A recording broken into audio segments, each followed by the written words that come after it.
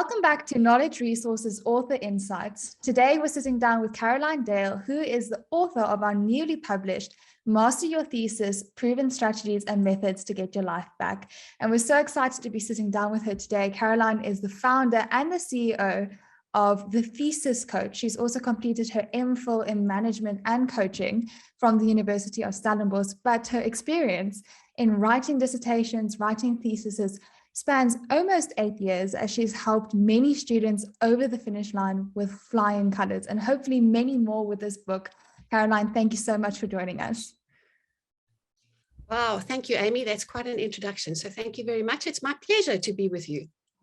Fantastic. So how does one get started in thesis coaching? You've got this amazing career and your own education as well, as you've got an undergrad in psychology. How did you end up doing this? Yeah, so this is such an interesting story, actually, because it spans my lifetime, basically. So in a nutshell, how I kind of put it to people is that I've come full circle. So I started my career, or started my life, going to university to study to be a school teacher. And I really thought that that was what I wanted to be, until I think I got 6 months through that degree and decided, no, I don't want to do that anymore. And then I decided I wanted to be an accountant, if you can imagine going from school teaching to accounting. And then I spent too much time sitting on the floor in Senate House at Wits University, doing crossword puzzles and eating donuts. And so to actually finish that degree either. So I've got an experience with starting degrees and not finishing them. So I understand how that kind of adds to one's thoughts of failure and how I didn't actually make it. But the reality is that I wasn't sure what I wanted to do. So that was the big thing. And it's taken me all these years, from when I was that age, 18, and I'll be 58 this year, to in fact decide where I want to sit in this world. So the full circle started with me joining the Johannesburg Stock Exchange, or rather a stockbroker in IT. So I moved from accounting then into information technology, and I ran a network for a stockbroking firm.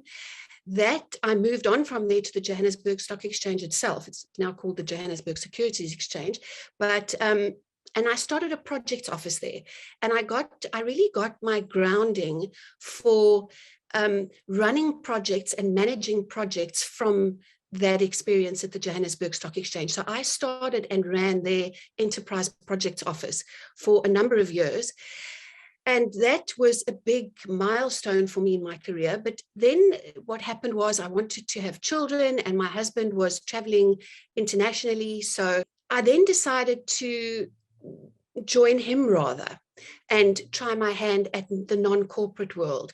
And it turned out that after a few years, I got really bored with my mind, and I was kind of, you know what, this is not working. I need to expand my mind a little bit more. So that's when I went back to doing more studies. And I'd sworn I would never study again. I'd never go back to university. Anyway, I managed to get myself through 3 psychology degrees. And then I did a postgraduate qualification as well with the Stellenbosch University, all in an attempt to be accepted into a clinical psychology master's degree, which sadly didn't happen for me. So that was a bit of a turning point. But somebody at that stage of my life said to me, you know what, why, instead of wanting psychology clinically, working with people who apparently have a problem and trying to fix them, and rather going to the world of coaching, which is more about I'm lagging behind a little bit. I want to make success. How can I make this happen for myself? So that's when I registered for the master's in executive coaching at the Stellenbosch University or business school. And the real crux of the matter came down to when I got to do the thesis portion of my program. I had a kind of a major breakdown, feeling like I didn't know what I was doing, and there was nobody to help me, and I couldn't talk to anybody about it because nobody understood, and all the work I'd done up to now was probably meaningless. And so it was at that stage that this kind of thesis help idea got born, and I decided that, you know what, I wanted to help and coach and mentor and perhaps even tutor to some degree people through their postgraduate qualifications. So that's how it all started. It started with years of different experience in the corporate world, out of the corporate world, being an entrepreneur for some time, and then doing a whole lot of postgraduate studies myself. So that's how it all happened. This is such a comforting story to hear for me, because I think, especially in the corporate world and in sort of this leadership orientated field that we're in now, there's a lot of talk about you need to know exactly where you're going in order to be successful. You need A, B, C, and there's a lot of pressure. And it's so refreshing to just hear someone say, sometimes it doesn't work out, and yet it still does work out. You do get where you're supposed to be, even if things don't work out. And that's a lot about what this book is about. It's a lot about you're stuck, you're struggling. Let's recognize where we are, which is not where we want to be, and how can we get there? So you've done this for a long time now, helping these students get to that point. What made you decide it's time to take this and turn it into a book? You know, again, an interesting story. Many years ago, I wanted to write a book, but it wasn't about this. It was about something completely different, which I won't get into now. But I wanted to kind of really put something on paper, which was a challenge in my own life at the time. And it never got off the ground. So I spoke about it a lot, and I didn't do anything about it. But that little monkey has been sitting on my shoulder for years and years. How am I going to write? And I do want to write, and I want to write something. And eventually it struck me that, you know what, why write about something else and rather stick with the knitting? You know, it took me a number of years up till now. So when you do a master's in management coaching, you have to create your own coaching model. That's part of the program. So you're expected to come out of that program with this coaching model. And I struggled to get that coaching model off the ground, but what happened was it gave me the insight to develop this methodology, which I now have decided to call the Dale methodology, just because for better or worse, it's my surname. And it's taken me a long time to develop this thing, and it's evolving. So I keep working with it. You know, I keep reading. I'm forever researching psychological aspects, study aspects, how to get people motivated, and so on. So the Dale method started as a 6-phase methodology. And it started in its own form, and like I say, it's grown. And it struck me that what I should do is put that all down onto paper, because when I started the business, which was in 2018, the first thing as an entrepreneur, obviously, that I did was to develop a website and start writing blogs and start writing newsletters and start writing social media posts. So I put a lot of effort, and I do to this day. I spend a lot of time and use a lot of my energy and effort making posts for people that I feel are valuable and worthwhile. And I thought, well, why don't I put all of that stuff into a book that somebody can actually sit down and read. Also, there is only one of me. So it's difficult for me to teach somebody. I can teach them the Dale method. It's not hard, but it's difficult for me to think that somebody else can do what I've got in my head. So it's also a way to accommodate those that don't have either the time or the resources to, in fact, join me in a one-on-one coaching program over a period of time. It's a way of showing that you can sit down and read about these things, and hopefully that will give you some kind of inspiration and some kind of commitment. So the Dale methodology is a mixture of psychological theories and models and coaching theories and models, all stuff that's evidence-based, that's robust theories from people out there. It wasn't me that thought about all of this, but it's the stuff that resonates with me. So, for example, getting timelines sorted out, getting planning on track and properly explicit, project management, which I've got a lot of experience in, habits and routines and things like that one needs to actually get themselves started and keep themselves motivated through the year. So I think it's important for me to say right now that I'm not a supervisor. So I don't supervise people as far as the content goes of their thesis or of their academic program. It's more about the process. So how do we get you motivated to keep going? And so that's how the book got started. It was let me regenerate all this work that I've done and put it into one space. So that's where the book came from, yeah. And that's actually what we really need, is those practical insights. Like you said, it's not always about the content. Sometimes your hurdle really is just in the process and getting started. And what I love about this book is how very practical it is in addressing all of those things. And it really is like you're taking us through it and as a guide. So that's really, really amazing for me. What I would like to ask you, in your experience, is the process the biggest hurdle, or why would you say masters is such a difficult thing for so many people? What is the main thing that makes it such a challenge? Look, I think that the first thing is that when one decides to register for a master's degree, I suspect, and in most cases that I've found in my experience, that the idea is that people have this concept that it's a means to an end. So when I'm finished this MBA, I'm going to get a promotion. And when I've done this MPhil, I'm going to be a master executive coach. I'm going to walk out into the world and I'm going to have all this knowledge and I'm just going to become really good at what I do. And I think the reality is that it's not about that. The master's degree is, and a PhD for that matter, it's more about professional and personal development, because it's when you're on that journey that you start to recognize where your own failures are, or where your weaknesses are, plus your strengths. So you've got to keep building onto those strengths and keep reminding yourself about why you're here. And part of the Dale method in the diagram that I've got a picture on the left which says, you know what, you need passion. You need to be really inspired by the work that you're doing, because the work that you're doing is what's going to keep the momentum going. So it's all about building the confidence and keeping yourself alive. So keeping this piece of work that you've dedicated yourself to do or committed yourself to do is like a baby. You know, you can't just go in and out of it and pretend like it's going to fit into the top of your world, because it's not going to. So something has to give. So you've committed to do this thing for a period of time. Take stock of that, sacrifice some things, and build on the knowledge that what you're trying to do is your own personal development. And of course, you're bringing something to the world as well. So you will end up with that cap on your head and you will end up with that degree on your wall.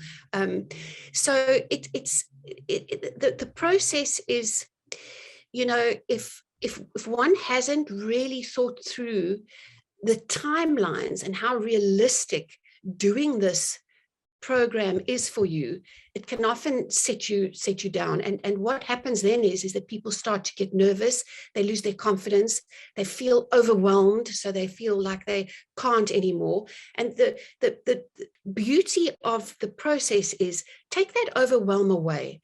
Let's look at it realistically. And that's where I start with most of the students. You know, they don't even know, a lot of them, when they're supposed to submit. I'll say, well, when do you need to submit this thesis, for example, or this piece of work? And they say, well, at the end of the year. And I'm like, well, what does that mean actually? Does that mean the end of October or the end of November or the end of December? Because that's very real. You know, there's 3 months in those things. So when is the end date? Because you need that stake in the ground. So we need to have a look at the bird's eye helicopter view of this entire few months laid out in front of you, and how are we going to achieve the deadlines that you set for yourself or that your university sets for yourself in that time frame. So the process is important because it removes, look, it sometimes creates serious overwhelm, but the point is it becomes explicit, because then you know what, by the end of that month I have to have finished that thing, so let's work backwards and let's figure out how we're going to get that right. So yeah, does that answer your question? It does. And it also adds on a lot of flesh to my question, which I really appreciate. I think one of the things you mentioned is that it adds to your personal development to such a large extent. And I wanted to ask you a little bit more about that. What do you believe is the value in postgrad study? What does it teach you besides the subject matter? We've mentioned a few things now about project management and personal development, but what does that really mean? What is it developing in you? Look, I think again, it's I think so many people start postgraduate studies for reasons that they don't necessarily always understand. So for me, I will ask a student, why are you doing this? And they will have a multitude of reasons. So it will be because it's going to help me to go up the corporate ladder, because I'll get a raise. So it's financial implications, because I feel unworthy. So it will put a certificate on my wall. And that's all I'm interested in, actually, is that piece of paper. And when you start really digging deep with a student, a whole lot more stuff comes out. So, for example, something like, I want to be, and this applies to me as well, I wanted to be a good role model for my daughters. I've got a 26-year-old and a 20-year-old, and neither of them have entered into postgraduate study, by the way, so they're not doing that. But the point is that it was about, you know what, you're never too old to learn, and you can keep abreast of this thing through hard work and tenacity and good planning and good motivation. So there's a whole bunch of reasons why people start this program or a program in the first place, and often they don't know why. So what it teaches them then on the way is those reasons. So it gives them the eventual, well, I started this for this. And, let's be real. Some people are they kind of study obsessed, because if they don't get that next degree, they're not going to make it, and they're just not good enough. And I think I was similar to that too. I just felt, I think from the first 2 degrees that I didn't ever get through in my life, I always felt this burning need to come on, I have to do it. I have to do it. I have to show up. I have to show that I'm good enough. And sometimes that is not always the case, because you could do as well without that degree. But the point is, you've got to really take to heart what it was about you that started it in the first place. And I think that's what you learn. Eventually, it is about the content. Of course it is, because I wouldn't have known the stuff that I know without having learned about it. But it was more about, let me dig deep inside and figure out how I'm going to take this learning and how I'm going to apply it in the world out there. And there's so many ideas that spring to mind. When you do a thesis, you're told when you do a master's degree that you're not a researcher. You're learning about how to write an academic piece of work and do some research, but you're not going to change the world, But the point is that you are changing your world, because what it is that you're writing about and what it is that you're researching is meaningful for you. And at the end of the day, that's in fact what counts. And then if you take it further to do a PhD, well, there you go. Then you take another step. Then you become real. By the way, then your research starts to count. But it really is about what's going on inside of me, that I need to do this, and how am I going to apply this learning? Yeah. Sure. Amazing. Well, there's a lot of content in the book, a lot of helpful guidelines. Just as our final question, Caroline, what would you say is your top 1 piece of advice for students? Of course, we would love for the students to read the Dale method. It's very helpful, Yes. but just your Yes. one valuable lesson that you can pass on in this interview to the viewers. I think for me, and I've just finished a coaching session right now with somebody who's really struggling. For me, it's about taking control. It's about, I know how stressful it is, and I know that one procrastinates, and I know they fear failure, and I know they want to show up for their parents or their children or their work. But it's take control of the overwhelm that sits in your way. Because the minute you do that, the minute that you say to yourself, okay, I can put things into different boxes and I can work with them one step at a time, it helps you to remove that overwhelm, to take control. It helps you then to feel that sense of achievement. And when you feel that sense of achievement, you gain confidence, you feel better about yourself, you stay motivated. So I would say that the first big thing is take control. And the final phase of my Dale method is pact. PACT, make a pact with yourself. Now, in the world, a pact is usually something you do with somebody else. So as a thesis coach, yes, I'm an accountability partner. So I will work with you and we'll make a pact together. But ultimately, this is about you and you're going to do the work. You know, I'm not doing the work. I'm just standing by. I'm helping you to see the big picture. So make a pact with yourself, take control and get this thing done because you can do it. So it's all about control, in my view. That's such a powerful message, I think, for the book as well, is just take control back of your life and get your life back, which is in the title of the book, Get Your Life Back. Thank you so much for joining us, Caroline. I really appreciate it. This has been very insightful for me as well. And it's really added a lot of flesh onto what I think is a fantastic book and a fantastic guideline for anyone who wants to do a postgraduate degree. But as you said, also someone who just wants to enrich their life. So thank you so much for sharing that with us.